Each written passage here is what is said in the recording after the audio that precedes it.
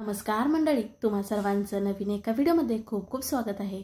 आता तुम्ही थंबनेलला तर पाहिलं, छान प्रकारे इथं गाजराच्या चकत्या केल्यात आणि त्याच्यामध्ये गुळ घालून ही कुठली रेसिपी हे तर तुम्हाला पुढे कळेलच, पण व्हिडिओ मात्र कुठे स्किप न करता शेवटपर्यंत बघा।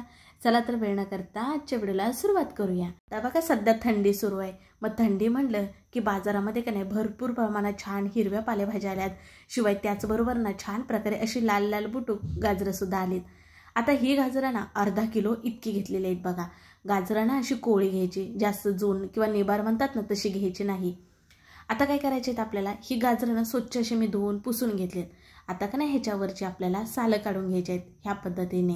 गाजरं सुद्धा बघा दोन प्रकारची असतात, एक ऑरेंज आणि एक अशी लाल बुटूक असतात बघा। अगदी तुम्ही कुठल्याही प्रकारची घेतली तरी चालेल, पण शक्यतो करून आता मार्केटमध्ये अशी गाजरं तुम्हाला भरपूर बघायला मिळतील आणि स्वस्त देखील आहेत बघा। मग सीझनमध्ये गाजराचा हा पदार्थ तर झालाच पाहिजे। तुम्ही म्हणाल गाजरं म्हणलं की सगळ्यांना आठवतो तो म्हणजे गाजराचा हलवा, तर आज आपण गाजराचा हलवा न करता करत आहोत गाजराची बर्फी। अगदी तुम्ही फ्रीजमध्ये ठेवून ना 15 दिवस खाऊ शकता आणि फ्रीजच्या बाहेर म्हणायला गेलात तर 5-6 दिवस, एक आठवडाभर खराब होत नाही। तर आज आपण करत आहोत गाजराची बर्फी। आता बघा सर्व गाजराच्या वरचे सालं काढून घेतलेत आणि का नाही आता आपल्याला गाजरं ही चिरून घ्यायची। गाजरं का नाही कोवळे, त्याच्यामध्ये आतल्या बाजूला बघा असं निभार नाही, त्याच्यामुळे ना आपली गाजरं नाही छान प्रकारे गोड आहेत।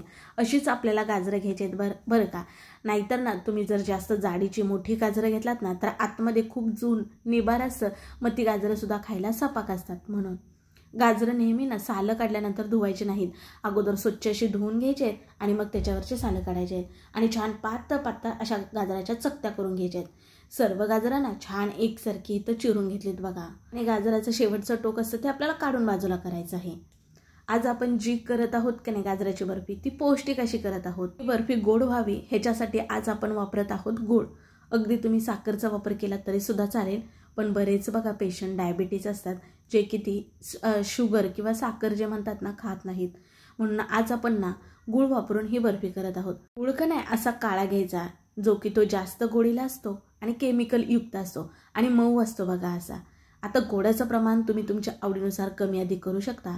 ही तर मेजर कपमधला कप असतो बघा, ते 1 कप भरून इतका गुळ घेतला आणि वजनी प्रमाण सांगायला गेलं तर 500 ग्रॅम इतका गाजरासाठी 200 ग्रॅम इतका गुळ घेतलेला आहे बरं का। आता बघा आपण गाजरं खिसून घेणार नाही, अगदी तुम्ही खिसून घेतला तुमच्याकडे वेळ असेल तरी सुद्धा चालेल, पण ही तर बघा माझ्याकडे चॉपर्स आहे, त्याच्यामध्ये का नाही हे गाजरं थोडी थोडी घालून मी चॉप करून घेणार आहे। एकदम बारीक बारीक छान प्रकारे होते। तुमच्याकडे जर गाजरं खिसण्यासाठी वेळ नसेल, शिवाय हे चॉपर सुद्धा नसेल, तर आणखीन एक सांगते, ते म्हणजे मिक्सरच्या जारमध्ये थोडी थोडी गाजरं घ्यायची आणि मिक्सरचं बटन आहे का नाही ते चालू बंद करत फिरवायचं आहे, तरी सुद्धा गाजरं छान प्रकारे बारीक होतात, म्हणजे छान एकसारखीच होतात बरं का। हे चॉपरच्या ऐवजी तुम्ही ती ट्रिक वापरलात तर अतिउत्तम आहे बरं का। आता बघा मी इथं चॉपर्समध्येच करून घेतलेत, छान एकसारखी इथं गाजरं आपली बारीक होतात बघा, जशी पाहिजेत ना तशी। अगदी तुमच्याकडे वेळ असेल खिसून घेतला तरी सुद्धा चालेल, पण आपण जी बर्फी करत आहोत ना अगदी छान दाणेदार होते असं करून घेतल्यामुळे। अगदी तुम्ही ह्या पद्धतीतच मिक्सरला बारीक करून घेतलात ही गाजरं तरी सुद्धा चालेल बरं का। बघा सर्व जी गाजरं होती ना अशी बारीक बारीक करून घेतलेली आहेत बरं का, मस्त झालीत बघा। जरा सुद्धा ह्याच्यामध्ये मोठा तुकडा नाही गाजराचा, जर वाटलाच तुम्हाला असेल तर तो तुम्ही बाजूला करा। आता चला आपण गॅसकडे वळूयात। तर गॅसवरती एक पॅन ठेवला आहे आणि जे आता आपण गाजरं बारीक केली का नाही ते संपूर्ण घालून घेणार आहोत। आता गाजरं बारीक केल्यानंतर बघा थोडीशी ओलसर असतात, त्याच्यामध्ये का नाही पाणी असतं, त्यामुळे का नाही आपल्याला सुकच एक साधारण 3 ते 4 मिनटं सतत असं मध्यम गॅस करून का नाही परतत राहायचं आहे, म्हणजे त्याच्यामध्ये जो पाण्याचा अंश आहे ना तो पूर्णपणे कमी होईल। ह्यामुळे मला बघा आता नाही तर मी एक 4 ते 5 मिनिटानंतर दाखवत आहे। अगोदर गाजरं कशी होती आणि आता बघा रंगसुद्धा बदलला आहे आणि छान ना अशी सुट्टी झाल्यासारखी दिसतात, मोकळी बघा, म्हणजे छान प्रकारे परतून झालेत। मग आता आपल्याला का नाही 2 चमचे इतकं तूप घालून घ्यायचं आहे आणि तुपामध्ये ना छान प्रकारे परतून घ्यायचं आहे बरं का, म्हणजे ते पाणी जे असेल गाजराचं ते पूर्णपणे नष्ट होतं, मग आपली ही गाजरं ना जास्त पचट लागत नाहीत, त्यामुळे हे आपल्याला परतून घेणं खूप गरजेचं आहे। आता बघा एक 5 ते 6 मिनिटं परतून झाल्यानंतर आता आपल्याला ह्याच्यामध्ये घालायचं आहे दूध। तर दूध ना बघा अर्धा लिटरला जरा कमी आहे, 1 ग्लास भरून साई सकट इथं दूध घातलेलं आहे। दूध का नाही म्हशीचं छान तापवलेलं घातलं आहे, दूध ना तापवलेलंच वापरायचं आहे, कच्चं वापरला तर इथं फुटण्याचं चान्सेस असतात दूध, त्यामुळे ना दूध अगोदर गरम करून थंड करून मग इथं घालायचं आहे आपल्याला. गॅस ना बारीक ठेवून आपण ही जी गाजरं आहेत ती दुधामध्ये शिजवून घेऊयात. तोपर्यंत इथं बाजूला बघा मिक्सरच्या भांड्यामध्ये ना 5 ते 6 इतके काजू, त्याचबरोबर 8-9 इतके बदाम घालून ना मिक्सरला ह्याची पावडर करून घेतले. आता तयार पावडर नाही का डिशमध्ये आपण काढून घेऊयात. छान बारीक अशी आपल्याला ह्याची पावडर करून घ्यायची आहे. त्याचबरोबर इथं घेतलेलं हे डेसिकेट कोकोनट. ह्याच्याऐवजी जर तुमच्याकडे ओलं खोबरं असेल ते भाजून तुम्ही वापरला तरी चालेल. सुकं खोबरं असेल ते एकदम मिक्सरला बारीक करून थोडंसं भाजून इथं वापर केला तरीसुद्धा चालेल. अर्धा कप इतकं डेसिकेट कोकोनट, त्याचबरोबर अर्धा कप इतकी दूध पावडर वापरलेली आहे. आता तिन्हींचं छान प्रकारे एकजीव करून घ्यायचा. हिथं आज आपण खवा वापरत नाही ना, त्यामुळे हिथं आपल्याला हे मिश्रण वापरायचं आहे, जेणेकरून आपली बर्फी ना खायला खूप छान दाणेदार आणि टेस्टी होईल. आता तोपर्यंत बघा दूध पण आपलं बऱ्यापैकी आटलेलं आहे, पण आपल्याला पूर्णपणे ना दूध हे आटवून घ्यायचं आहे. म्हणजेच ना ही गाजरं ह्या दुधामध्ये का नाही आपल्याला शिजवून घ्यायचे आहेत. बघा अगोदर तुम्हाला दुधाचं प्रमाण भरपूर असं दिसत असेल आणि आता बघा पूर्णपणे दूध आपलं इथं नष्ट झालेलं दिसत असेल. आता ह्याच्यामध्ये आपल्याला घालायचं आहे गूळ. दूध पूर्णपणे आटल्यानंतरच गूळ घालायचा आहे. गूळ बघा बारीक बारीक चिरून घेतला होता. अगदी तुम्ही खिसून घेऊ शकता, पण गुळाचे जास्तीचे मोठे खडे राहता कामा नाही. आता गुळ आपण घातल्यानंतर जसं गुळाला उष्णता लागेल ना तसं हे मिश्रण पातळ होणार आहे. घाबरून जायचं नाही. गॅस खाली बघा मध्यम टू लोच ठेवायचा आहे, फास्ट ठेवायचा नाही आपल्याला. बघा हे मिश्रण तुम्हाला पातळ झालेलं दिसत असेल का नाही.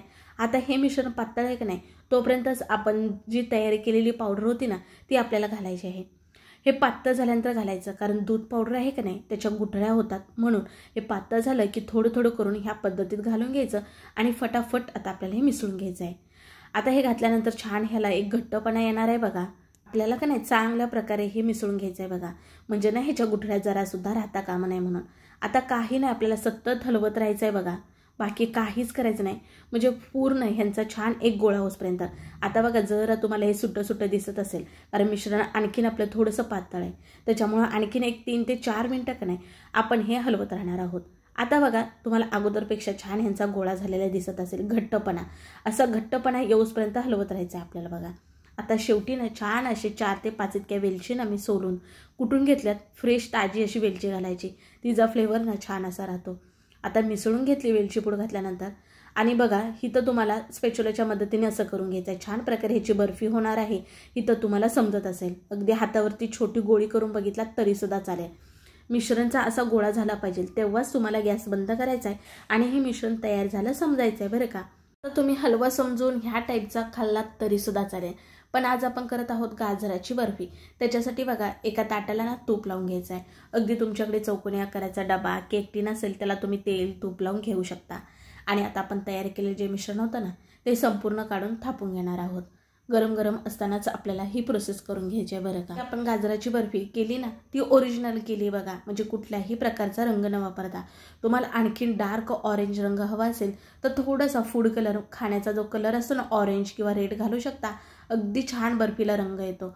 पण मुलं खातात, घरी करत असल्यामुळे इथं मी रंग वापरलेला नाही, बाकी तुमची आवड. बघा स्पॅच्युलाच्या मदतीने छान एकसारखं थापून घेतलं आणि वरनं ना थोडेसे काजू बदाम पिस्ता ह्याचे काप घालून घेतले आणि थोडंसं असं दाबून घेणार आहे, म्हणजे कसं ते चिटकून बसेल. अगदी तुम्ही पेलेल्या पाठीमागच्या बाजूने तेल तूप लावून घ्या आणि मग थापून घ्या, म्हणजे छान एकसारखं हे मिश्रण थापलं जाईल. बघा हे ताट ना मी फ्रीजच्या बाहेर 1 तासाभरासाठी ठेवलं आणि फ्रीजमध्ये 1 तासभरासाठी ठेवलं. आता ह्याचं कारण सुद्धा सांगते बरं का. फ्रीजच्या बाहेर तासाभरासाठी का ठेवलं तर कारण हे ताट खूप गरम होतं, मग गरम पदार्थ कुठलाही फ्रीजमध्ये लगेच ठेवायचा नाही. त्याच्यामुळे ना मी फ्रीजच्या बाहेर अगोदर थंड होण्यासाठी ठेवलं आणि नंतर ना 1 तासाभरासाठी फ्रीजमध्ये ठेवलं. आता बघा हे मिश्रण ना छान प्रकारे सेट झालं. इथं आपल्याला दाबून बोटाने बघायचं आहे, म्हणजेच की आता आपण ह्याची वडी पाडू शकतो किंवा बर्फी काढू शकतो.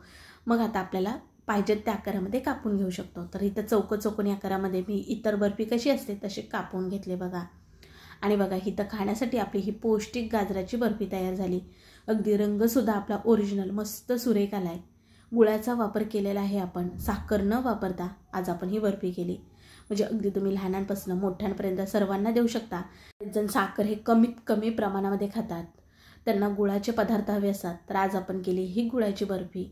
नक्की तुम्ही सुद्धा करून बघा. आता बाजारात भरपूर प्रमाणात गाजरं यायला लागलीत बघा. अगदी बघा झटपट होते, गाजरं न खिसता जास्तीची मेहनत न करता अगदी 15 मिनिटामध्ये ही आपली गाजराची बर्फी तयार करून होते बघा. अगदी तुम्हाला वड्या पाडायच्या नसतील तर ज्यावेळेस आपलं मिश्रण तयार झालं त्यावेळेस तुम्ही गरमागरम गाजराचा हलवा खाल्लात तरीसुद्धा चालेल.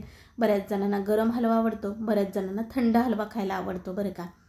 आता बघा छान प्रकारे वड्या झाल्यात. तुम्हाला एक मोडूनसुद्धा दाखवते.